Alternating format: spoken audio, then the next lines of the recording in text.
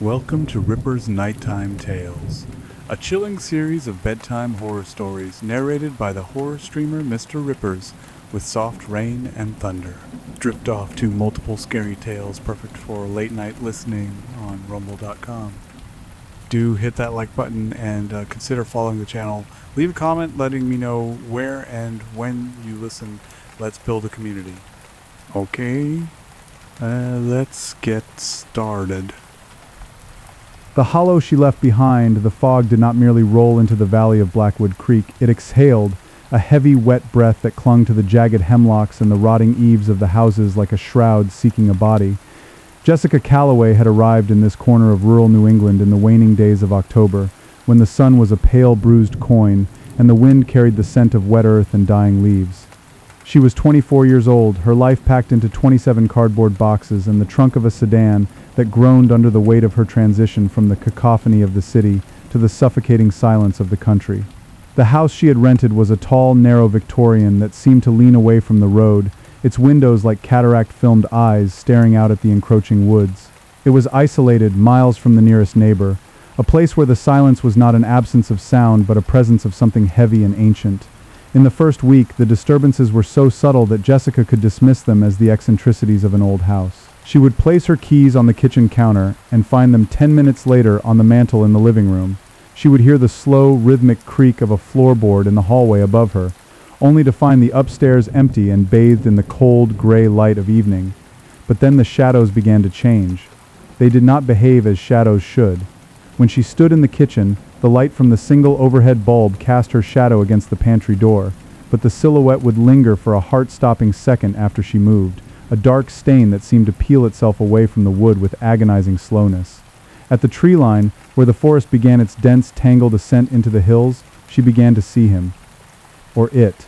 It was a figure that defied the eye's attempt to focus, a smudge of deeper darkness against the twilight. It did not move, but every time she blinked, it seemed to have drawn a single inch closer. This was Vorreth. He was not a creature of flesh and bone, but an ancient hunger, a possessor that had haunted the ley lines of this valley since before the first stone of the chapel had been laid. Vorreth did not strike quickly. He was a connoisseur of terror, feeding on the chemical spike of adrenaline and the slow erosion of the victim's sanity. He stalked his prey for days, weaving himself into the fabric of their perception until the boundary between the world and the nightmare became porous. The sleep paralysis began on the 14th night. Jessica awoke to find the air in her bedroom turned to ice. She could not move a finger, could not draw a full breath. The ceiling seemed to have descended, pressing down on her chest with the weight of a tombstone. In the corner of the room, the shadows coalesced into a tall, spindly shape that lacked a face, possessing only a void where features should be. She felt a cold, dry pressure against her ear, and a voice, if it could be called that, whispered in a language that sounded like the grinding of stones in a deep well. It was a sequence of guttural clicks and sibilant hisses that bypasses the ears and resonated directly in the marrow of her bones. When she finally broke the paralysis, screaming into the empty room, she ran to the bathroom to splash cold water on her face. As she looked into the mirror, her reflection moved a half-second too slow. The Jessica in the glass stared back with a blank, predatory intensity for a heartbeat before mimicking her movements. But the eyes remained wrong, too dark, too wide, as if something were peering out from behind her pupils. The breaking point arrived on a Tuesday, when the rain was a relentless gray curtain. Jessica was in the cellar, trying to relight the pilot light on the ancient furnace, when the light bulb overhead shattered. In the absolute darkness, the temperature plummeted. She felt a hand, long, multi-jointed, and freezing, wrap around her throat. It didn't squeeze. It simply held her. Then, the darkness parted, and she saw Vorreth's true form. It was a shifting mass of oily blackness, 1,000 screaming faces caught in a web of smoke, and at the center, a single unblinking eye that reflected her own soul, flayed and shivering. The psychological damage was instantaneous. The sheer wrongness of the entity cracked the foundations of her identity, leaving a jagged fissure in her psyche. In that moment of pure, crystalline dread, Jessica Calloway ceased to be a whole person. She became a vessel. By the end of the first month, the Jessica the townspeople knew was gone. Her few friends back home received strange, fragmentary text messages, written in a syntax that felt alien. When the local grocer saw her for the last time, he noted that her eyes were hollow, her skin the color of damp parchment. She walked with a stiff, mechanical gait, as if her limbs were being operated by invisible wires. Then, she vanished entirely. The house was left open to the wind, the front door swinging on its hinges, and the only tracks in the mud led straight into the heart of the Black Woods. Father Dominic arrived in Blackwood Creek 3 days after the missing persons report was filed. He was 32 years old, a man of science and theology who viewed the world through the lens of rational skepticism. He had been sent by the diocese not as an exorcist, but as an observer, a recorder of facts to debunk what he assumed was a case of rural hysteria or untreated schizophrenia. He was joined by Father Cahill, a man who looked as though he had been carved from old oak and scarred by lightning. Cahill was 76 years old, and his hands shook with a tremor that only ceased when he gripped his rosary. He had faced Vorreth 40 years ago, in a different valley, a battle that had left his predecessor dead, and Cahill's soul permanently singed. "You think this is a matter of the mind, Dominic," Cahill said as they drove the winding mountain roads, the heater in the car failing to ward off the unnatural chill. But Vorreth does not want the mind. He wants the space where the soul sits. He consumes it in stages. First the peace, then the memory, then the will. By the time we find her, there may be nothing left of the girl but the meat. Dominic adjusted his glasses, his expression one of polite disagreement. The human psyche is capable of manifesting incredible delusions under stress, Father. Isolation does strange things to the brain. "This isn't isolation," Cahill growled, his eyes fixed on the darkening woods. "This is a hunt, and we are late." The investigation led them through a labyrinth of local folklore and terrifying witness accounts. They spoke to a farmer who had seen Jessica standing in the middle of a field at 4 in the morning, her head tilted back at an impossible angle, screaming at the moon in a voice that sounded like a choir of crows. They found her trail in the abandoned farmhouse on the edge of the northern ridge. The air inside the house was thick with the smell of copper and rot. Flies buzzed in thick black clusters against the windows, despite the freezing cold. In the center of the kitchen, they found her.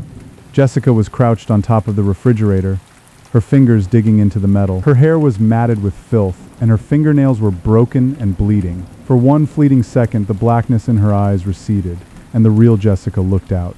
"Please," she wheezed, the sound tearing at her throat. "It's so cold. Make it stop." Then, the light vanished from her gaze. Her jaw unhinged with a sickening pop, and a sound erupted from her lungs that no human throat could produce. A low, vibrating growl that shook the floorboards. She launched herself at them with the speed of a striking viper. Dominic was thrown backward, his head cracking against the wall, while Cahill stood his ground, brandishing a silver crucifix. The demon in Jessica's body recoiled, hissing as if the very air around the cross were caustic. They managed to retreat, bolting the door behind them as the wood began to splinter under the force of her blows. Dominic sat in the dirt outside, gasping for air, his skepticism shattered like the light bulb in Jessica's cellar. That was not a delusion," he stammered. "No," Cahill said, wiping blood from a scratch on his cheek. "That was the shadow of a god that should have stayed buried. But we found her in time. The soul is still there, pinned under the weight of him. We need to move." Now Cahill knew they couldn't perform the rite in the farmhouse. The ground was too tainted. They needed consecrated earth. On the edge of town sat an old, deconsecrated chapel, a stone structure built in the 1700s that still retained a faint, residual holiness in its foundations. Cahill had spent the last 48 hours preparing it, laying down circles of salt mixed with blessed ash and carving ancient protective sigils into the door frames. He had gathered relics he had carried for 40 years, a splinter of bone from a martyr, a vial of water from a spring that had never seen the sun, and a heavy iron-bound book of rites. "We lure her there," Cahill explained, his voice grim. "Vorreth is arrogant. He believes he has won. He will come for us because he wants to snuff out the light we carry. He's hungry, Dominic. He hasn't had a priest's soul in a long time." The trap was set as the moon rose, a sliver of white bone in a black sky. They waited in the chapel, the only light coming from 12 beeswax candles arranged in a circle. The silence was absolute until the heavy oak doors creaked open. Jessica walked in. She was no longer lunging or screaming. She walked with a terrifying, regal calm, her feet bare on the cold stone. Vorreth did not hide. He looked out through her eyes, mocking them with a smile that stretched Jessica's lips until they bled. "The old man and the boy," the demon said, the voice echoing from every corner of the chapel simultaneously. "One smells of rot and the other of fear. Which shall I break first?" The rite began. Cahill's voice rose in a powerful rhythmic Latin, the words acting as a physical weight in the room. The air grew thick, the candlelight flickering violently as if blown by a gale. Vorreth laughed, a sound like glass breaking. He began to speak, peeling back the layers of Dominic's mind. He spoke of the young priest's secret doubts, the night he had looked at the Eucharist and felt nothing but the taste of bread. He showed Dominic a vision of his own future. A long, lonely life ending in a cold hospital room, forgotten by a God who was nothing more than a fiction created to stave off the dark. Dominic's voice faltered. The walls of the chapel seemed to bleed, the stone turning into raw, pulsing meat. He saw his parents, dead and decaying, reaching out for him from the floorboards. "It's not real," Cahill shouted over the roar of the demonic wind. "Don't look at the shadows, Dominic. Look at the girl." But Dominic was breaking. The vision was too vivid, the despair too heavy. He dropped his prayer book, his hands falling to his sides. Vorreth turned Jessica's head toward him, her eyes swirling with a hypnotic, oily blackness. "Join her, little priest," the demon whispered. "There is so much room in the dark." Cahill knew the rite would fail if Dominic collapsed. He did something he had sworn never to do. He stepped out of the protective circle and threw himself toward Jessica, grabbing her hands. "Vorreth," he bellowed, "I am the one you want. I am the one who escaped you. Take the debt from the old man." The demon shrieked in triumph, the blackness pouring out of Jessica's mouth like ink in water, coiling around Cahill. The old priest's body contorted, his skin blistering as he acted as a lightning rod, drawing the entity's focus away from the shattered Dominic. The diversion worked. The pressure on Dominic's mind vanished, replaced by a searing, white-hot clarity. He saw Cahill dying, saw the life being drained out of the man who had been his mentor. Dominic lunged for the book. He didn't just read the words, he spat them, his faith no longer a matter of academic study but a desperate, clawing survival. He called upon names that had been unspoken for 1,000 years. The air in the chapel ignited with a flash of blue light. The circles of salt glowed with a fierce, blinding intensity. "Exorcismus te, omnis immundus spiritus." Dominic's voice was a thunderclap. The demon let out a final, soul-shredding scream. The entity was wrenched from Jessica's body, a towering pillar of shadow that clawed at the air before being sucked down into the very earth, leaving the scent of ozone and burnt hair. Jessica collapsed like a puppet with its strings cut. Cahill fell beside her, his chest heaving, his eyes clouded but alive. The aftermath was a hollow victory. They stayed with Jessica until the sun broke over the horizon, casting long, pale fingers of light through the chapel windows. She was alive, her heart beating a slow, steady rhythm, but when she finally opened her eyes, they were vacant. The pieces of her soul that Vorreth had consumed, the memories of her mother's voice, the feeling of her first kiss, the very essence of who she was, were gone. She was a house that had been lived in by a monster, and the monster had taken the furniture when it left. Weeks later, Dominic visited her in the sanitarium. He was no longer a skeptic. He carried a heavy silver cross and slept with the lights on. He found Jessica sitting by a window, staring out at the manicured lawn. She didn't recognize him. She didn't recognize anyone. "How are you today, Jessica?" he asked softly. She didn't answer. She simply continued to stare at her own reflection in the window pane. Dominic turned to leave, but he stopped at the door. He watched her for a moment longer. Jessica blinked. It was a normal human movement, but her reflection in the glass did not blink with her. It waited. One full second after the real Jessica's eyes had opened, the reflection's eyelids fluttered. A slow, deliberate movement that suggested something was still in there, waiting in the hollow spaces she had left behind. Dominic closed the door, the sound of the latch echoing like a final prayer in the empty hallway.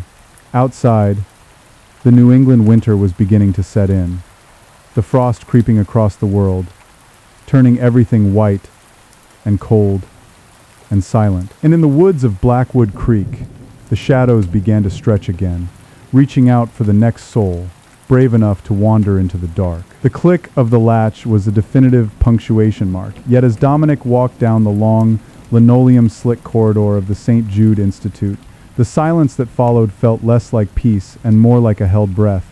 The fluorescent lights hummed with a low-frequency thrum that vibrated in the marrow of his teeth. To any other visitor, it was the sound of a modern facility. To Dominic, it sounded like the distant, rhythmic grinding of teeth. He didn't look back at Jessica's door. He couldn't. The image of her reflection, that slight, impossible delay, was burned into his retinas like the afterimage of a flashbulb. It suggested a terrifying geometry, that the girl in the chair was merely a husk, a projection, while the thing that had inhabited her had simply stepped behind the glass, waiting in the silvered dark of the mirror world for the door to be left ajar. Outside, the New England air didn't just bite. It consumed. The sky was the color of a bruised plum, heavy with the promise of a snowstorm that would bury Blackwood Creek in a shroud of white. Dominic reached his car, a modest sedan that now felt like a fragile tin box against the vast, encroaching woods, and fumbled with his keys. His breath hitched in the air, a ghost of white vapor that seemed to linger a second too long before dissipating. He climbed inside, the upholstery groaning under his weight. Before he turned the ignition, his eyes drifted, almost against his will, to the rearview mirror. He sat motionless. The car was silent save for the ticking of the cooling engine. He stared at his own eyes, bloodshot, rimmed with the gray exhaustion of a man who had seen the basement of the universe. He waited. He counted his heartbeats, thudding like a muffled drum in his ears. 1, 2, 3. He blinked. His reflection blinked back instantly. A wave of nausea-induced relief washed over him, but it was short-lived. As he shifted his gaze to the back seat, he noticed the frost beginning to bloom on the rear window. It didn't crawl in the usual fractal patterns of ice.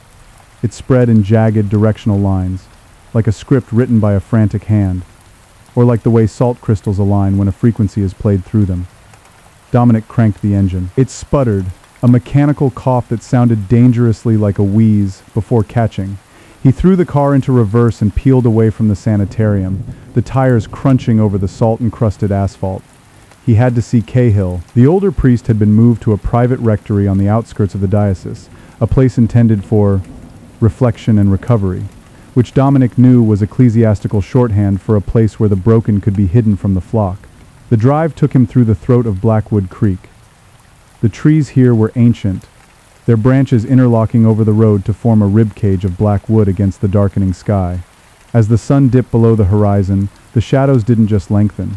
They seemed to detach themselves from the trunks, pooling in the ditches like spilled ink. He reached the rectory, a Victorian pile of gray stone and rotting gingerbread trim, just as the first flakes of snow began to fall. They weren't soft, they were hard, crystalline shards that rattled against his windshield like skeletal fingernails. The interior of the rectory smelled of beeswax, damp wool, and something sharper, the metallic tang of old blood. He found Cahill in a room filled with the orange, flickering glow of a dozen oil lamps. The electricity had been cut, or perhaps Cahill simply refused to trust it. The old man was wrapped in a heavy wool blanket, sitting by a fireplace that threw more smoke than heat. His face was a map of ruin. The skin around his eyes was translucent, revealing the blue-black veins beneath, and his hands, once steady enough to hold the host without a tremor, now shook with a persistent, rhythmic palsy. "You saw her," Cahill said. It wasn't a question. His voice was a dry rattle, like dead leaves skittering across a tombstone. She's not there, Father," Dominic said, taking a seat on a wooden stool that felt uncomfortably like a kneeling bench. "It's like looking into a well that's gone dry. But the reflection..." He hesitated, the words feeling like ash in his mouth. The reflection moved. It moved after she did. Cahill closed his eyes. A single tear tracked through the deep creases of his cheek. The mirror is the first veil. Vorreth didn't just want her soul, Dominic. He wanted a bridge. He used the girl to hollow out a space in this world, a pocket of vacuum. Nature abhors a vacuum, but the dark loves it. It rushes in to fill the void. Cahill leaned forward, the firelight catching the milky cataracts that had begun to film over his pupils. When I invited him in to save you, I felt the shape of him. He isn't a demon in the way the medievalists wrote. He isn't a goat-headed man with a pitchfork. He is a displacement. He is the cold between the stars, given a name and a hunger. Dominic felt the temperature in the room drop. It wasn't the draft from the old windows. It was a localized predatory chill that seemed to radiate from the shadows in the corners of the room. Father, the right. It finished. We said the words. The salt glowed. I saw him dragged down, Dominic whispered, his voice cracking. You saw what he wanted you to see, Cahill hissed, his grip tightening on the arms of his chair. He didn't go back down. He went inwards. He's folded himself into the architecture of our perceptions. Tell me, Dominic, since that night, have you noticed the birds? Dominic frowned. The birds. They've stopped singing in Blackwood, Cahill said, his eyes wide and staring at something behind Dominic.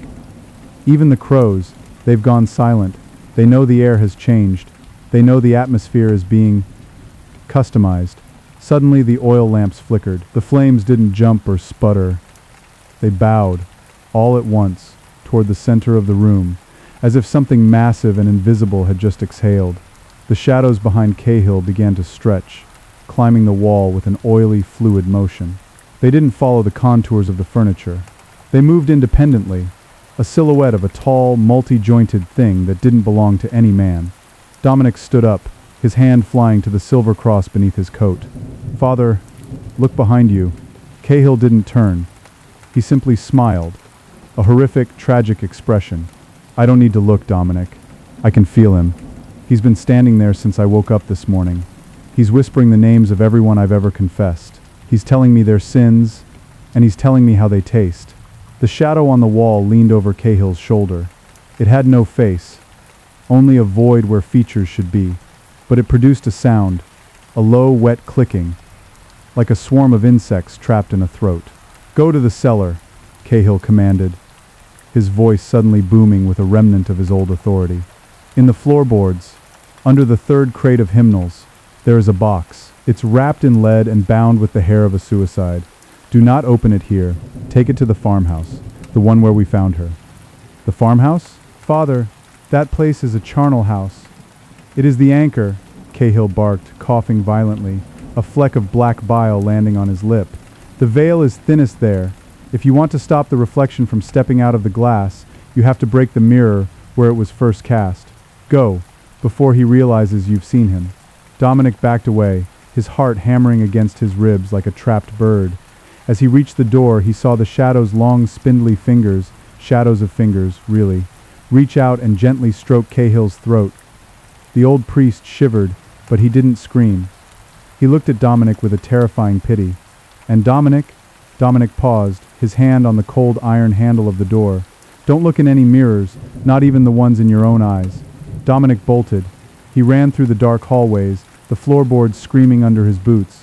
He reached the cellar stairs, the air down there smelling of ancient dust, and something sweet, like rotting peaches. He found the crate, his fingers bleeding as he tore at the splintered wood.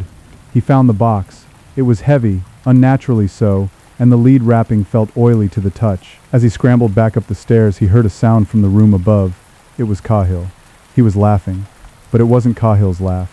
It was the sound of a choir of crows, a cacophony of caws and shrieks that echoed through the vents of the old house. Dominic didn't look back. He burst out into the night. The snow was a white wall now, erasing the world. He got into the car, the lead-wrapped box sitting on the passenger seat like a leaden heart. He put the car in gear, but as he turned the steering wheel, his eyes caught the side view mirror. There, standing in the snow behind the car, was Jessica. She was wearing her thin hospital gown, her feet bare in the freezing slush. She wasn't moving. She was just standing there, her head tilted at that impossible angle. But she wasn't looking at the car. She was looking at the air right next to her, whispering to someone who wasn't there. Or perhaps to someone Dominic simply couldn't see yet. He floored the accelerator, the tires spinning in the fresh snow before gripping. He surged forward, the headlights cutting weak yellow tunnels into the blizzard. He had to get to the ridge. He had to get to the farmhouse. But as he drove, he realized the heater wasn't blowing warm air anymore. It was blowing a scent, the smell of copper, rot, and the freezing, sterile wind of a place that had never known a sun. And from the passenger seat, inside the lead-wrapped box, something began to tap, tap, tap, tap. Rhythmic, patient, a finger against the lid, asking to be let in, or out. The tapping wasn't merely a sound, it was a tactile intrusion, a vibration that traveled through the seat upholstery and into Dominic's marrow. It was syncopated, a Morse code of the damned, delivered with the heavy, wet thud of something that lacked the grace of living bone. Tap, tap, tap, tap. Dominic's knuckles were white as he gripped the steering wheel, his hands shaking so violently that the car drifted toward the edge of the road. The tires screamed as they kissed the slushy shoulder, kicking up a spray of gray sleet. He corrected the steering, his breath coming in ragged, shallow plumes that hung in the freezing air of the cabin. The heater was no longer blowing air. It was exhaling a dry, alkaline breath that tasted of crushed limestone and ancient, stagnant water. The scent of copper, bright, sharp, and metallic, thickened until he could feel it coating the back of his throat like a layer of foil. He glanced sideways at the box. The lead wrapping was dull, absorbing the weak amber light from the dashboard. The hair, the coarse black strands of the suicide, seemed to twitch. In the oscillating shadows, it looked less like a binding and more like a nest of dormant spiders, sensing the proximity of heat. The lead itself was beginning to deform. Small convex bumps appeared on the surface from the inside, as if the thing within were pressing a finger, or a tongue, against the metal, testing the strength of its cage. "Ignore it," Dominic hissed, his voice sounding foreign even to his own ears. "It's a trick of the mind, a displacement." But the mind was exactly what was being colonized. As he drove deeper into the throat of Blackwood Creek, the geography of the road began to shift.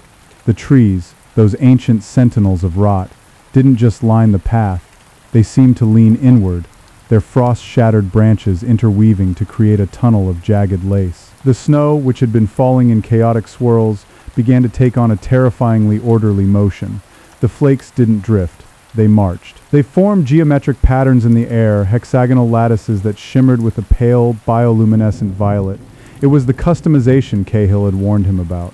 The environment was being rewritten, the laws of physics being edited to accommodate a guest that did not belong to the three dimensions of man. The radio, which had been dead for miles, suddenly crackled to life.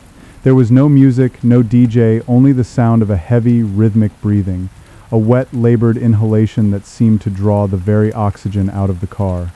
Between the breaths, a voice emerged from the static. It wasn't a voice made of vocal cords, it was a collage of sounds, the snap of a dry twig, the hiss of a boiling kettle, the wet slap of a butcher's knife on wood. Dominic Roman, the priest, slammed his hand against the radio dial, but the knob snapped off in his fingers. The voice continued, louder now, vibrating the glass of the speedometer. "The box is so heavy, Dominic. Don't you want to know why? Don't you want to see what the Father gave up to keep you in the light?" "Shut up," Dominic whimpered, his eyes fixed on the road, which was now a ribbon of black glass slicing through a world of shifting, impossible angles. "In the name of the Father, the Son, He gave me His eyes, Dominic. He's looking through me now. He's watching you drive. He's watching the way your heart stutters. It's such a fragile little clock, isn't it? One little gear slip, and the time stops." The tapping on the box stopped abruptly. The silence that followed was worse. It was a pressurized silence, the kind that precedes a deep-sea implosion. Dominic reached out, his hand hovering over the lead-wrapped box. He could feel the cold radiating from it. Not the cold of ice, but the cold of a vacuum, an absence of energy so profound it felt like a physical weight. Suddenly, the car's headlights swept over a figure standing in the middle of the road. Dominic slammed on the brakes. The car skidded, the tail end fishtailing wildly before the vehicle groaned to a halt, the engine stalling with a final metallic gasp. The figure stood 20 yards ahead, illuminated by the dying glow of the lamps. It was a man, tall and unnaturally thin, wearing a tattered cassock that seemed to absorb the snow rather than be covered by it. The man's head was bowed, his long pale hands tucked into his sleeves. "Father?" Dominic whispered, his hand reaching for the door handle. The man raised his head. It wasn't Cahill. The face was a smooth, featureless expanse of gray skin, like a thumbprint wiped clean. Where the eyes should have been, there were only two shallow depressions, and where the mouth should have been, there was a vertical slit, stitched shut with the same black, coarse hair that bound the box. The thing didn't walk, it displaced. One moment it was 20 yards away, the next it was 10. There was no movement in between, just a jarring skip in reality, like a scratched film reel. Dominic fumbled for the ignition. The engine groaned, a pathetic, dying sound. Come on, Skip. The thing was now 5 yards from the hood. The vertical slit in its face began to pull apart, the black hairs snapping one by one with the sound of pistol shots. A dark, viscous fluid, the color of old motor oil, began to leak from the opening. Skip. The thing was at the window, its face pressed against the glass, the gray skin deforming, flattening against the pane. It had no teeth, only rows of jagged, calcified ridges. It didn't scream. It just exhaled, and the glass began to frost over from the outside in the shape of a human hand, a hand with too many joints, reaching for the lock. Dominic grabbed the lead-wrapped box and hugged it to his chest. The lead was warm now, pulsing like a feverish brow. "Get away!" he roared, clutching the silver cross he wore around his neck until the edges bit into his palm. "By the blood of the covenant, I command you!" The thing at the window paused, its head tilted at a sharp, clicking angle, 45 degrees, then 90, then a full 180, until it was staring at him upside down. The vertical slit in its face widened, and a sound came out. Not a voice, but the sound of Dominic's own mother, dead 10 years, humming a lullaby he hadn't heard since he was 5. The sound broke him. A sob escaped his throat, and in that moment of weakness, the car door, locked and bolted, simply ceased to be a barrier. It didn't open. It became translucent, then smoky, then vanished altogether, leaving Dominic exposed to the biting, unnatural gale of the blizzard. The thing reached in. Its fingers were long, tapering to points that looked like charred wood. It didn't grab him, it reached for the box. No, Dominic kicked out, his boot catching the entity in what should have been its chest. His foot passed through it as if it were made of cold soot. The entity's hand closed around the box. As soon as it touched the lead, the hair bindings began to smoke. The smell of burning hair, sulphurous and cloying, filled the cabin. Dominic gripped the box with both hands, a primal, desperate strength surging through him. "This is not for you. This is the debt." The entity's faceless head leaned closer, its mouth inches from Dominic's ear. The lullaby stopped. "The debt is never paid," it whispered in Cahill's voice. "It is only refinanced." With a violent jerk, the entity pulled. Dominic was dragged halfway out of the car, his knees scraping against the jagged ice of the road. The cold was a physical assault, a million needles of frost stitching his skin to the air. Just as the box was about to be wrenched away, a flash of white light erupted from the woods to the left. It wasn't a natural light. It was a searing, magnesium-bright flare that smelled of ozone and incense. A figure emerged from the tree line, a woman, her hair a wild halo of white, wearing a heavy deerskin coat stained with dark, ritualistic symbols. She held a staff of rowan wood, the tip of which was glowing with a fierce, unstable energy. She didn't speak. She slammed the staff into the frozen ground. A shock wave of heat rippled across the road. The entity shrieked, a sound like grinding metal, and recoiled, its form flickering like a dying candle. It dissolved into a cloud of black motes that were instantly swept away by the wind. Dominic collapsed onto the slush, the lead box still clutched to his chest. He gasped for air, his lungs burning. The woman approached him, her boots crunching rhythmically on the ice. She looked down at him with eyes that were a piercing, unnatural blue, the color of a gas flame. "You're late, priest," she said, her voice like gravel in a silk bag. "The farmhouse is already beginning to breathe. If you don't get that box to the cellar within the hour, the reflection won't just be in the mirrors anymore. It'll be in the rain. It'll be in the blood in your veins." Dominic looked up at her, his vision blurring. Who are you?" "I'm the one who sold Cahill the hair you're holding," she said, reaching down to haul him to his feet. Her grip was like iron. "And I'm the only reason you're not a hollow husk on the side of this road. Now get in the car. I'll drive. You just hold onto that box and pray to whatever God you think is still listening, because the one who's answering tonight isn't the one you know." She shoved him into the passenger seat and climbed behind the wheel. She didn't use the key, she simply laid her hand on the dashboard, and the engine roared to life with a ferocity it had never possessed before. As they sped away, Dominic looked in the side view mirror. The entity wasn't gone. It was reforming in the middle of the road, its tall, spindly shadow stretching out toward the car like an accusing finger. And behind it, emerging from the woods, were more of them. Dozens of them. Featureless, silent, and moving with that terrible, skipping gait. "Don't look back," the woman warned, her eyes fixed on the road. "The road behind us doesn't exist anymore. There's only the farmhouse now." Dominic looked down at the box. The tapping had started again. But this time it wasn't a finger. It was a voice, muffled by the lead, tiny and high-pitched like a child's. "Let me out, Dominic. It's dark in here, and I've found something. I found the Father's eyes. They're so pretty. Do you want to see?" Dominic squeezed his eyes shut and began to recite the litany of the saints, his voice a trembling whisper against the encroaching dark. The car tore through the blizzard, the headlights cutting through a world that was becoming increasingly unrecognizable, a landscape of shattered glass and frozen screams, all leading toward the farmhouse that sat like a rotting tooth in the jaw of the hills. The customization was almost complete.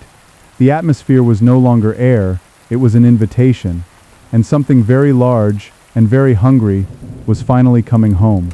The car didn't so much travel across the pavement as it tore through the fabric of the night. Outside the windows, the blizzard had transitioned from a storm of ice into a storm of static. Great jagged flakes of gray matter, like the charred remains of a burnt library, swirled in the headlights, sticking to the windshield in patterns that resembled cuneiform script. The woman drove with a terrifying singular focus. Her hands, gnarled and stained with the dark pigment of ritual oils, didn't just hold the steering wheel, they seemed to be part of it. Every time she shifted gears, the car let out a sound like a beast being spurred, a guttural organic throb that vibrated through Dominic's very marrow. "The litany won't save you here, little priest," she spat, her eyes never leaving the kaleidoscopic nightmare of the road. "The saints are deaf in this zip code. They don't like the smell of what's coming." Dominic's throat was a desert. He clutched the box, and the heat from it was now so intense it was beginning to blister the skin of his forearms through his woolen coat. But he couldn't let go. The weight of it had changed. It felt heavier, denser, as if the small space inside was expanding to hold something the size of a mountain. "Dominic," the child's voice inside the box whispered again. It was clearer now, the muffled quality of the lead shielding failing to contain the sound. "I found a secret in the Father's pocket. It's a key made of bone. Do you want to see what it unlocks? It unlocks the basement where the shadows go to hide from the sun." "Be silent," Dominic hissed, his knuckles white. "Don't talk to it," the woman commanded. "Every word you give it is a stitch in your own shroud. It feeds on the vibration of your voice. It's mapping your throat, Dominic. It's learning how to wear your tongue." The road ahead suddenly buckled. The asphalt rose up like a wave, and the car crested it, the suspension screaming in protest. As they descended the other side, the headlights caught the silhouette of the farmhouse. It sat atop a low, treeless hill, silhouetted against a sky the color of a fresh bruise. It wasn't just a building, it was a wound in the landscape. The wood was black, not from paint, but from rot and the slow, agonizing carbonization of something that had been burning from the inside for decades. The windows were uneven, like mismatched eyes, and from the chimney rose a thick, oily smoke that didn't drift with the wind but coiled downward, hugging the roof like a shroud. As they drew closer, Dominic realized the woman was right. The house was breathing. The walls rhythmically expanded and contracted, a slow, wet movement that sent ripples through the shingles. With every exhale, a low-frequency hum vibrated the car's glass, a sound that felt like it was trying to dismantle Dominic's atoms. "We're here," the woman said. She didn't slow down, she accelerated. "When I hit the brakes, you run. Don't look at the porch, don't look at the well, and for the love of whatever you still hold holy, do not look in the mirrors." The car skidded into the yard, the tires churning up a mixture of snow and a black, viscous mud that smelled of copper and old bile. The woman slammed the car into park, and the engine died with a sound like a heart stopping. The silence was instantaneous and deafening. "Go!" she shouted, shoving him toward the passenger door. Dominic stumbled out. The air outside was thick, pressurized, and tasted of ozone and wet feathers. He hugged the lead box to his chest, his boots sinking into the yielding, spongy earth. The ground felt less like soil and more like muscle, soft, warm, and pulsing. He ran toward the porch. Out of the corner of his eye, he saw the well in the center of the yard. The stone rim was draped in long, wet tresses of black hair, the same hair that bound the box. It was overflowing, a slow tide of the dark fluid spilling over the side, carving deep, steaming trenches in the snow. Skip. Suddenly, he was at the base of the porch steps. The wood was slick with a translucent slime. He glanced back. A fatal mistake. The woman was still in the car, but she wasn't moving. She sat perfectly still, her hands still on the wheel, and behind the car, the dozens of featureless figures had reached the edge of the yard. They didn't cross the property line. They simply stood there, a silent gray audience, their heads all tilted at that same impossible, clicking angle. "Elara!" Dominic yelled, the name coming to him from a place of sudden, instinctive recognition. "Come on!" The woman turned her head. Her face was pale, her gas flame eyes wide with a terrible realization. "I can't, Dominic." The reflection, it got to the glass first. Dominic looked at the car's windshield. In the reflection, the woman wasn't sitting in the car. She was standing in the middle of the yard, her skin being peeled back by invisible hands, her body being unmade into a pillar of salt and ash. As he watched, the real woman in the driver's seat began to crack. Her skin didn't tear. It splintered like dry porcelain. A single, crystalline tear rolled down her cheek before her entire head slid off her shoulders, shattering into 1,000 gray shards on the upholstery. A sob of pure, unadulterated terror broke from Dominic's throat. He turned and scrambled up the porch steps. The front door of the farmhouse was already open. It didn't lead into a hallway. It led into a throat. The walls of the foyer were lined with a wet pinkish membrane that glistened in the ambient, sourceless light. The floorboards were gone, replaced by a walkway of rib-like rafters that spanned a dark, churning abyss. "In here, Dominic," the voice in the box chirped, now sounding disturbingly like Dominic's own voice as a child. "The cellar is just down the gullet. Don't be afraid of the teeth. They only bite the things that still have hope." Dominic stepped onto the first rib. It groaned, a deep, resonant sound that echoed through the entire house. The breathing of the walls intensified, the membrane bulging inward, pressing against his shoulders. It was warm, feverishly warm, and it smelled of a hospital ward where the patients had been left to rot.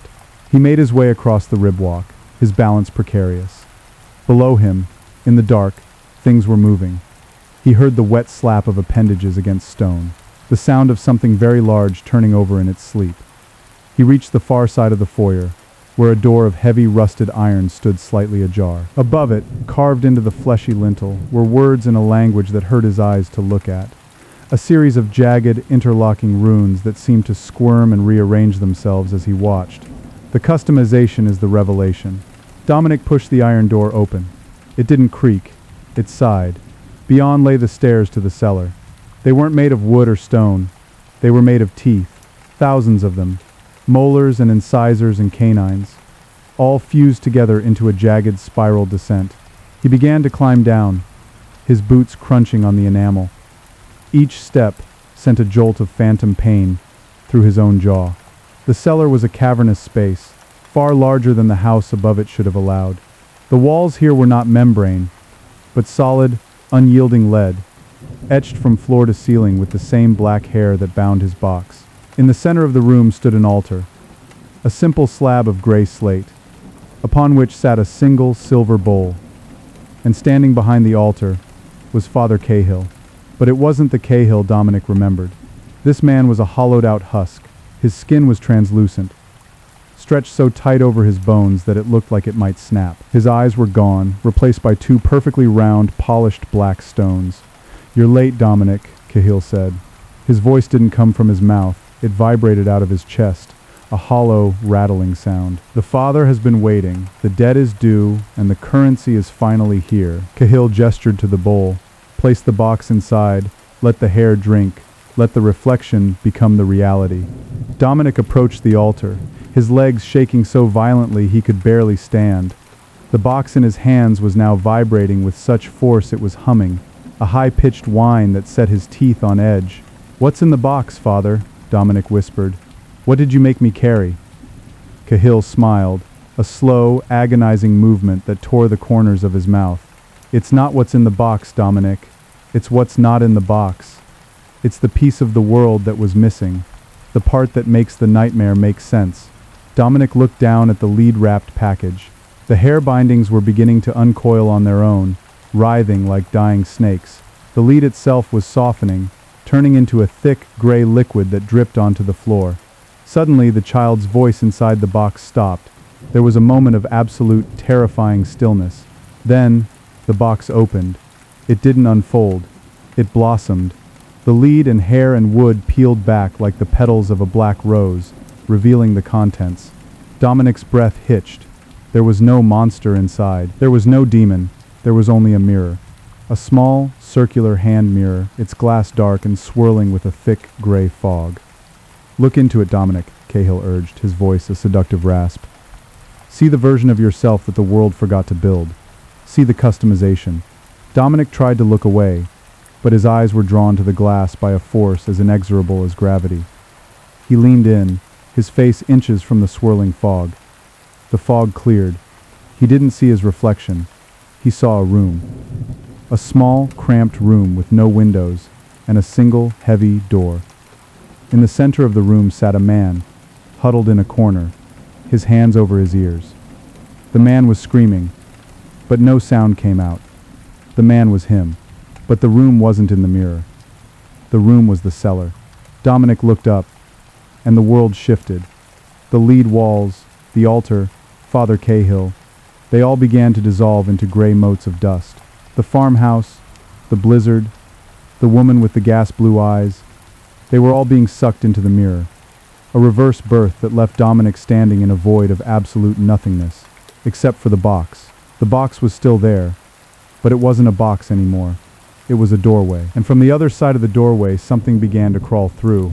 It started with a hand. A long, pale hand with too many joints, the fingers tapering to charred points. Then came the head, a smooth, featureless expanse of gray skin with a vertical slit stitched shut with black hair. Dominic tried to scream, but his voice was gone. He was the man in the mirror now, the one who had been forgotten. The entity pulled itself into the void, its form flickering and skipping through the air. It reached out and touched Dominic's face. Its fingers were cold, the cold of a vacuum, an absence of energy so profound it felt like a physical weight.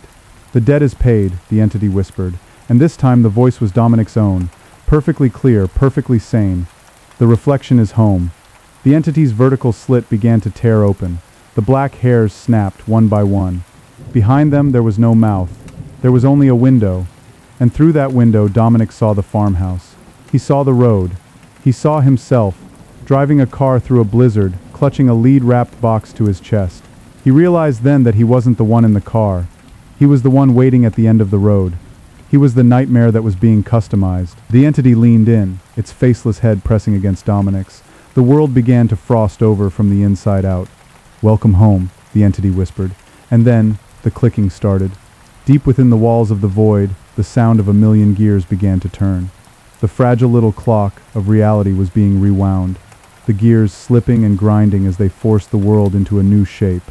Dominic felt himself being pulled apart, his memories being unspooled and rewoven into the fabric of the farmhouse. He was the wood, he was the rot, he was the hum in the glass, but he was still conscious. He was still there, a trapped spark in the center of the dark. He looked through the entity's mouth and saw the car approaching the hill. He saw the version of himself, the one who still thought he was a man, a priest, a victim, clambering out of the car. He wanted to warn him. He wanted to tell him to run, to let the box go, to drown himself in the well. But all he could do was breathe. The farmhouse exhaled, a low, wet sound that vibrated through the yard. The Dominic on the porch paused, his head tilting at a sharp, clicking angle. 45 degrees, 90, 180. The customization was complete, and the hunger was only just beginning. The consciousness that had once been Dominic, the priest, the son, the man with the leaden burden, did not simply vanish. It was redistributed. It was a harrowing, microscopic expansion. His identity stretched thin across the joists and rafters until he could feel the cold wind scouring the shingles of his own scalp. He was no longer a tenant of his body. He was the landlord of a nightmare, and every nail driven into the farmhouse's frame was a needle pressed into a nerve. The clicking grew louder, a rhythmic, mechanical mastication that seemed to be coming from the very earth beneath the cellar. It was the sound of the great customizer's teeth, grinding the raw material of the universe into something more bespoke. Below, in the hollow of his own stomach, which was also the lead-lined cellar, the husk of Father Cahill began to move. The two polished black stones that served as his eyes didn't reflect the light. They ate it. Cahill reached out with fingers that had grown long and translucent like wax tapers, his touch trailing across the silver bowl where the mirror still pulsed with a sickly gray luminescence. "Listen to the architecture, Dominic," Cahill's voice rattled, vibrating through the floorboards that were now Dominic's ribs. "Do you hear the settling? That isn't the wood cooling. That's the digestion of your soul. It's a beautiful fit, isn't it? No gaps, no leaks.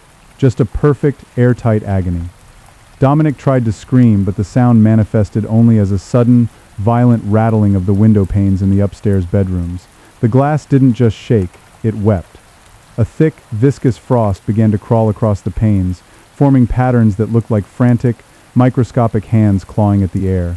Outside, the new Dominic, the one who had just stepped onto the porch, frozen in that impossible 180-degree posture, began to twitch. The sound of his neck snapping back into place was like dry kindling being broken over a knee. He didn't cry out. He simply exhaled a cloud of gray vapor that smelled of old incense and copper. The entity that had crawled through the mirror doorway, the one with the window mouth, began to merge with the house. It didn't walk, it flowed, its gray, multi-jointed limbs sinking into the floorboards, its featureless head becoming the center of the foyer's ceiling. The black hairs that had bound the box now dangled from the crown molding like weeping willow branches, each one tipped with a tiny calcified hook. Dominic the House felt a surge of nauseating heat. It was the customization taking root. He felt the memories of his mother's funeral being pulled from his mind and used to insulate the attic. He felt his first confession being ground down into the mortar between the bricks of the chimney. Everything he was, everything he had ever been, was being repurposed as structural support for this impossible space. "The father is hungry, Dominic," Cahill whispered, his voice now echoing from every corner of the house simultaneously. "And a house is not a home until it has been fed." The Dominic on the porch moved. His movements were no longer human. They were the movements of a marionette whose strings were being pulled by a drunkard. He stepped over the threshold, his boots thumping on the ribwalk with a sound that made Dominic's internal organs spasm. As the new Dominic entered the throat of the foyer, the membrane walls began to salivate. A clear, acidic fluid dripped from the ceiling, sizzling as it hit the floorboards. The smell was overwhelming now, the sharp, ozone sting of a lightning strike mixed with the cloying sweetness of gangrene. "Look at him," the entity's voice, Dominic's voice, boomed through the rafters. "Look at the vessel. He carries the box. But he doesn't know the box is empty. He doesn't know he's bringing the void to the void." Dominic the House looked down through the eyes of the entity dangled from the ceiling. He saw himself, the pale, trembling priest, clutching the lead-wrapped package. He saw the terror in the man's eyes, a mirror of the terror he had felt only minutes, or was it centuries, ago. The new Dominic paused at the edge of the ribwalk. He looked down into the churning abyss below, where the things were moving. From this vantage point, Dominic, the house could see what those things were. They weren't monsters. They were discarded versions of himself. Failed customizations. Half-formed Dominics with too many limbs, or no faces, or skin made of rusted iron, all of them treading water in a sea of black bile, waiting for a piece of reality to fall so they could tear it apart. Why? Dominic's consciousness groaned, the sound manifesting as a low, mournful howl of wind in the chimney. "Because the world is a mistake, Dominic," Cahill replied, kneeling by the altar in the cellar, his black stone eyes fixed upward. "It's a rough draft. Coarse. Unrefined. The father doesn't want a world. He wants a masterpiece. He wants a nightmare so perfectly tailored to the dreamer that they can never wake up. You are the fabric. You are the thread. And now, you are the needle." The new Dominic took a step onto the first rib. Crunch. Dominic, the house felt his own sternum crack. A blinding white pain flared through his consciousness, followed by a terrifying cold numbness. The new Dominic took another step. Snap. A joist in the kitchen gave way, the floor sagging inward like a punctured lung. With every step the visitor took, the house, the real Dominic, was being broken and reset. The clicking of the gears intensified, a cacophony of grinding metal that seemed to be stripping the very skin off his thoughts. Suddenly, the new Dominic stopped. He looked up, his eyes locking onto the featureless head of the entity hanging from the ceiling. For a heartbeat, there was a connection, a horrific bridge of recognition between the victim and the trap. The new Dominic opened his mouth to scream, but instead of a voice, a swarm of black moths erupted from his throat. They were made of ash and burnt hair, their wings beating with a dry, papery sound that filled the foyer. They swirled around the entity, obscuring its window mouth, their tiny, needle-like legs pricking at the membrane walls. "The ritual is deviating," Cahill's voice hissed, a note of genuine alarm finally breaking through his hollow tone. "The reflection is resisting. Dominic, hold the frame. Do not let the walls buckle." But Dominic, the house didn't want to hold the frame. He wanted to collapse. He wanted to fold inward until he was nothing but a splinter in the eye of God. He channeled all his remaining will into the foundation, trying to force the stones to crumble, trying to make the ribwalk snap, and drop the new version of himself into the abyss. The house groaned, a sound of tectonic agony. The walls bulged outward, the pinkish membrane stretching until it was translucent, revealing the dark, pulsing veins beneath. The floorboards shrieked as the nails began to pull themselves out, turning into jagged, metallic insects that scurried toward the new Dominic. "The customization cannot be undone!" the entity screamed, its window mouth flickering with images of the blizzard, the car, the woman in the porcelain skin. "The debt is written in the marrow! The debt is the marrow!" The new Dominic dropped the box. It didn't hit the ribwalk. It hovered in the air, the lead wrapping melting away in a stream of liquid silver, the hair bindings uncoiled, lashing out like whips, striking the membrane walls and leaving charred, smoking welts. Inside the box, the mirror didn't just show a room anymore. It showed a hole, a perfect, circular void that began to pull at the very air of the farmhouse. The moths were sucked into it first, their ash wings disintegrating into gray dust, then the acidic saliva from the ceiling, then the light. "No!" Cahill shrieked, his waxen hands clawing at the altar. "The revelation is not yet complete. The Father has not finished the stitching." The suction from the mirror void was immense. Dominic the house felt his consciousness being dragged toward that central point of nothingness. He felt the shingles being ripped from his scalp, the floorboards being torn from his ribs. But as the house began to disintegrate, something else began to emerge from the shadows of the cellar. It wasn't Cahill, and it wasn't the entity. It was the shape of the hunger itself. From the dark corners of the lead-lined room, a series of long, spindly legs, thin as needles and black as oil, began to unfold. They were followed by a body that was nothing more than a collection of gears and wet, pulsing organs, all encased in a shell of translucent bone. The great customizer. It didn't have a face. It had a loom. Where its head should have been, 1,000 silver needles were moving with impossible speed, weaving the gray fog of the void into a new, even more terrifying shape.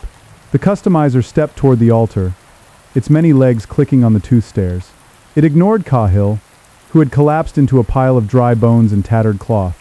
It ignored the entity in the foyer. It reached out with a limb that ended in a delicate surgical pincer and grasped the hovering mirror. The void inside the mirror hummed. The customizer turned the mirror toward the new Dominic, who was frozen in terror on the shaking ribwalk. "The first draft was flawed," a voice whispered, not Cahill's, not Dominic's, but a voice that sounded like the grinding of stars. "Too much hope, too much memory. We must prune the soul to make room for the design." The customizer squeezed the mirror. The glass didn't break. It folded. And as it folded, Dominic, the house felt a new kind of pain, a pain that wasn't physical or mental, but ontological. He was being rewritten. The Dominic who was the house and the Dominic who was the visitor were being merged into a single agonizing point of data. The farmhouse didn't just collapse. It inverted. The roof pulled through the floor, the walls turned inside out, and the abyss below rose up to swallow the sky. When the clicking finally stopped, there was no farmhouse. There was no blizzard. There was only a vast, infinite plain of gray slate under a sky of roiling black hair. And in the center of the plain stood a single towering structure. It was a cathedral made of teeth and lead, its spires reaching up like reaching fingers. Inside the cathedral, at the very top of the highest spire, sat a man in a priest's collar. He was sewn into a chair made of his own memories. His eyes were gone, replaced by two perfectly round, polished black stones. He picked up a small circular hand mirror and looked into it. He didn't see a room, he didn't see a void. He saw a road, a car, a man clutching a lead-wrapped box. The man in the chair smiled, the corners of his mouth tearing with a wet, familiar sound. "Welcome home," he whispered. But downstairs, in the nave of the Tooth Cathedral, the front door, a door of heavy rusted iron, began to sigh. The customization was not a destination. It was a process. And the father was still hungry. The iron door did not merely swing open. It unsealed like a scab being picked from a divine wound. Dominic, perched atop his throne of calcified memories, felt the vibration of the hinges in the marrow of his own phantom legs. He was no longer a man in any sense that the word could hold. He was the nervous system of this cathedral, his consciousness stretched thin across rafters of interlocking jawbones and tapestries, woven from the very hair that churned in the sky above. The air in the nave below was thick with the scent of newness, a nauseatingly sterile aroma of unworked clay and fresh, unbruised spirit. It was the scent of the next draft. The visitors stepped onto the floor of the cathedral, and Dominic the cathedral felt the weight of those boots like a migraine behind his stone-blind eyes. Every footfall was a dull thud against the roof of his mouth. The visitor was small, a speck of shivering meat against the towering architecture of Dominic's own transmuted soul. This version of Dominic, call him the fourth draft, was different. His priest's collar was not white linen, but a band of raw, weeping skin. He didn't carry a lead-wrapped box. Instead, he dragged a heavy silver-linked chain, and at the end of that chain was a child. The child was a blur of unfinished features, a smudge of charcoal and tears that seemed to flicker in and out of existence. "Help us," the fourth draft whispered, his voice echoing up through the throat of the spire, rattling the black stone eyes in Dominic's head. The road turned into a mouth. "Please, Father, we were just trying to get to the hospital." Dominic the cathedral tried to scream, to warn the man that there was no hospital, that the father was a weaver of nightmares and the hospital was merely the operating table where reality was stripped of its skin. But his mouth was a vaulted ceiling, and his tongue was a carpet of red velvet that had long since forgotten how to form words. All he could produce was a low, resonant hum, the sound of 1,000 bees trapped in a bell jar. From the shadows behind the high altar, the great customizer emerged. Its many legs, those surgical oil-black needles, clicked in a frantic, rhythmic percussion. It did not approach the man or the child directly. Instead, it began to pace the perimeter of the nave, its loom head spinning with a blurred silver velocity. As it moved, it trailed threads of translucent silk that hummed with the sound of forgotten lullabies. A variation, the voice of the stars ground out, vibrating through the cathedral's rib vaulting. The introduction of the inheritor, a masterstroke. The guilt of the father is the strongest thread we have. It holds the tension of the weave like nothing else. The customizer paused, its pincer limb twitching toward the fourth draft. "But the architecture is too rigid," it whispered, the needles on its head suddenly slowing. "The cathedral is a monument to the past. We need a landscape. We need a geography of regret."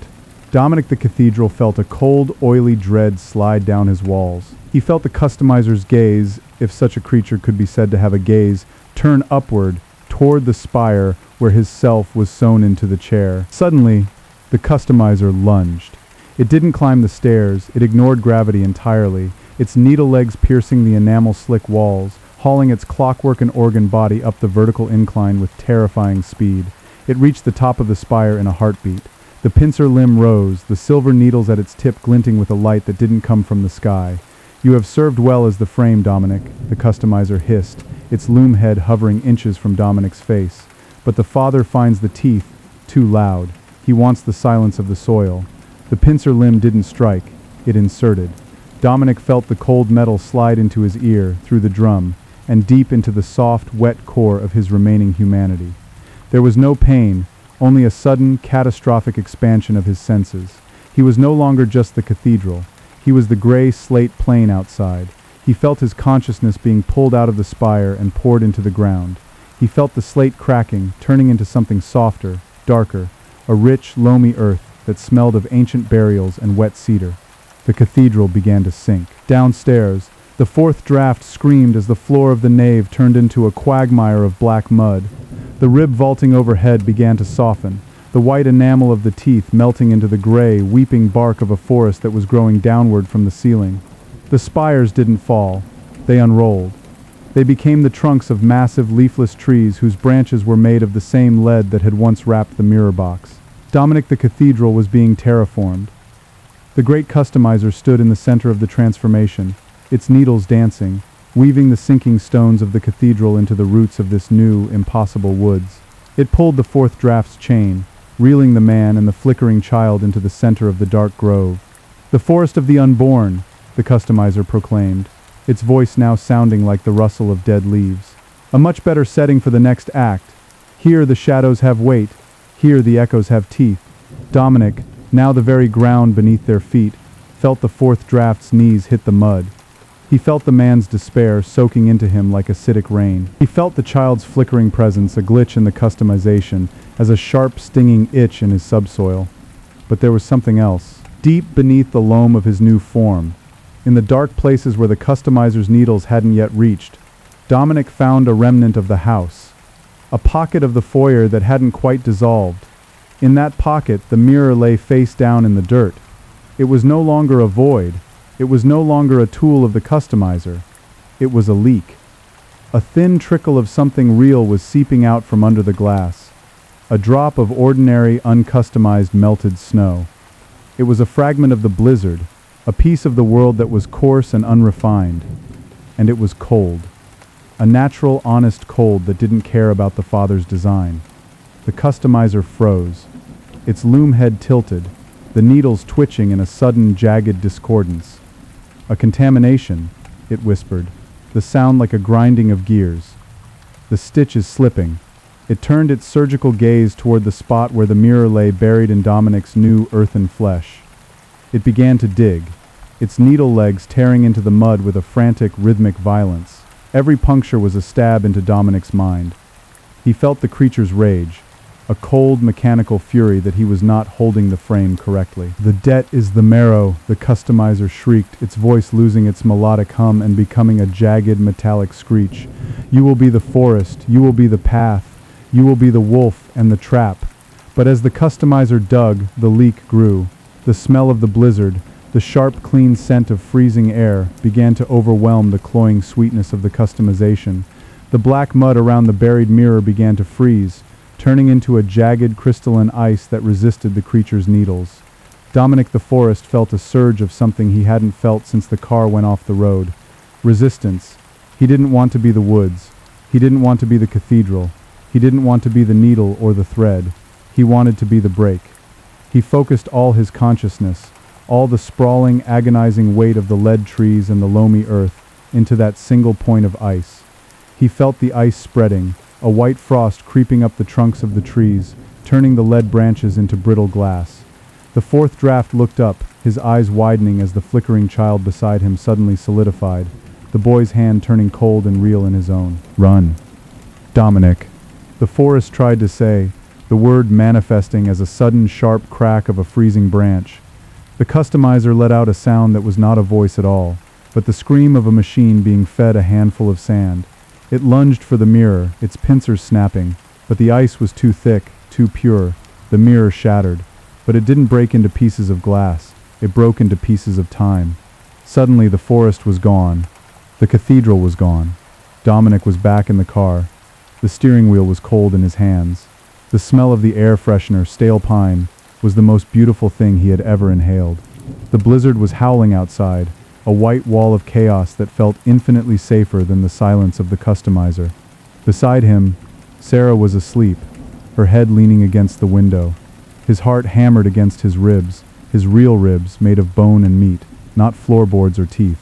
"It was a dream," he gasped, his breath hitching. "Just a customization of the mind." He looked into the rearview mirror. He didn't see the road behind him. He saw Cahill. Cahill was sitting in the back seat, his black stone eyes fixed on the back of Dominic's head. His waxen hands were folded neatly in his lap, and on his knees sat the lead-wrapped box. "The first draft is always the hardest to discard," Dominic, Cahill whispered, his voice as dry as a dead leaf. "You think you've escaped the design. But you forget." Cahill reached forward and touched the back of Dominic's neck with a finger that felt like a cold metal needle. "The car is the house is the cathedral is the forest." Dominic looked down at his hands on the steering wheel. The skin was beginning to turn into a fine white porcelain, and where his fingernails should have been, small silver needles were beginning to emerge, stitching his flesh to the leather of the wheel. "The father is still hungry," Cahill said, smiling a smile that tore the corners of his mouth. And we have so many more versions of you to try. The car didn't hit a tree. It didn't slide into a ditch. The road simply began to fold. The asphalt rose up like a giant black tongue, licking the car into the air. The sky of black hair descended, the strands tangling in the tires, pulling the vehicle upward into the churning dark. Dominic tried to scream for Sarah, but when he turned to look at her, she wasn't there. In her seat sat the great customizer, its loom head already spinning, weaving her memory into a new, more terrifying shape, a bridge of sighs that would lead them to the next draft. "Welcome back," the customizer whispered, its needles clicking against the glass of the dashboard. "Let's talk about the upholstery. We were thinking something made of your childhood fears, something with a bit more texture." The car vanished into the throat of the sky, leaving nothing behind but the sound of clicking gears and the faint, lingering scent of ozone and gangrene. The customization had only just begun.